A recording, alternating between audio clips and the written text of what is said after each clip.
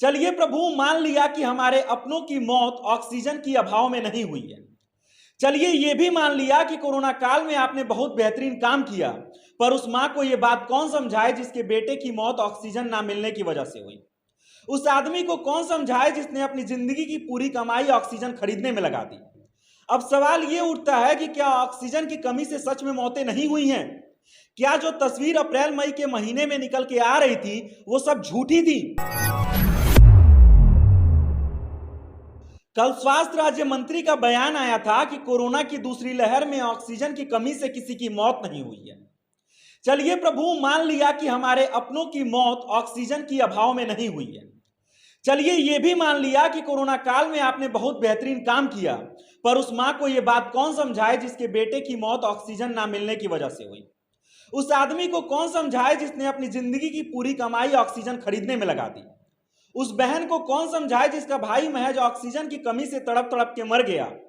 उस भाई को कौन समझाए कि इस रक्षाबंधन उसका हाथ सूना रह जाएगा। उस नवविवाहित पत्नी को कौन समझाएगा जिसका सुहाग ऑक्सीजन की कमी से मिट गया।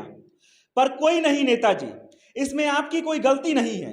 गलती तो उस कुर्सी की है जहां आजकल आप विराजमान हैं, क्योंकि ना जाने उस कुर्सी में ऐसा क्या है कि वहां बैठने के बाद लोगों का जमीर मर जाता है और आम जनता की भावनाओं का आप लोगों को कोई ख्याल ही नहीं रहता है। तो थोड़ी बहुत जान पहचान के लिए, मेरा नाम आदित्य पांडे है और आप यूपी फर्स्ट का खास कार्यक्रम बेबाक बोल देख रहे हैं।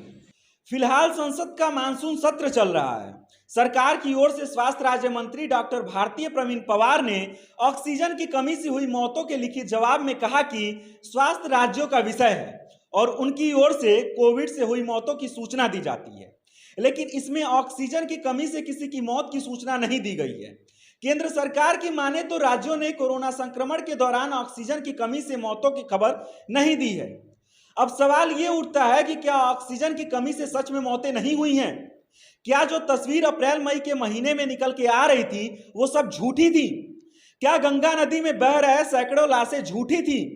क्या दिल्ली हाई कोर्ट द्वारा लगाया गया केंद्र सरकार को फटकार भी झूठा था? और यदि ऐसा है तो राज्यों से रोज जो मौत की खबरें आ रही थी, क्या वो भी झूठी थी? अब हम आपको ऑक्सीजन से मौत की कुछ खबरें याद दिलाते हैं। सत्य हिंदी में छपे एक आर्टिकल की माने तो 1 मई को दिल्ली के बत्रा अस्पताल में ऑक्सीजन की कमी से एक डॉक्टर समेत 8 लोगों की मौत की खबर आई थी। इससे पहले खबर आई थी कि दिल्ली स्थित जयपुर गोल्डन अस्पताल में ऑक्सीजन की कमी से 20 कोरोना मरीजों की मौत हुई थी। मई महीने के मध्य में खबर आई थी कि गोवा के सरकारी मेडिकल कॉलेज में 4 दिनों में 74 मरीजों की ऑक्सीजन के स्तर में कमी के कारण मौत हो चुकी थी। मई महीने की शुरुआत में ही कर्नाटक में स्थित एक सरकारी अस्पताल में ऑक्सीजन की कमी से 2 घंटे में 24 लोगों की मौत हुई थी। अस्पताल के एक वरिष्ठ अधिकारी ने इस बात की पुष्टि भी की थी। दिल्ली में अप्रैल महीने में जब ऑक्सीजन कम पड़ने की खबर आ रही थी, तब दिल्ली हाई कोर्ट ने केंद्र सरकार को फटकार लगाते हुए कहा था कि उसके लिए मानव जीवन का कोई कीमत नहीं है। अदालत ने केंद्र सरकार से कहा था कि भीख मांगो, किसी से उधार लो या चोरी करो, लेकिन ऑक्सीजन दो। कोर्ट उस मामले में सुनवाई कर रहा था जिसमें मैक्स अस्पताल समूह ने दिल्ली हाई कोर्ट में दायर एक याचिका में कहा था कि उसके अस्पतालों में ऑक्सीजन निचले स्तर पर पहुंच गया है, उसे तुरंत ऑक्सीजन चाहिए।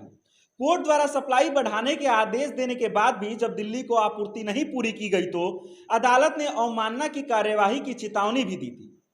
लखनऊ और मेरठ जिले में ऑक्सीजन की कमी से कुछ लोगों की मौत होने से जुड़ी खबर पर प्रतिक्रिया जताते हुए अदालत ने यह टिप्पणी की और जांच का आदेश दे दिया था। उत्तर प्रदेश के मेरठ में भी ऑक्सीजन की कमी से 7 कोरोना मरीजों की मौत की खबर आई थी। अब बताइए ना, इतने सारे आंकड़ों को देखने के बाद हम आपकी बातों को कैसे मान लें? बस एक गुजारिश है कि अगर गलती से भी यह वीडियो आप तक पहुंच जाए तो जवाब अवश्य दीजिएगा। धन्यवाद।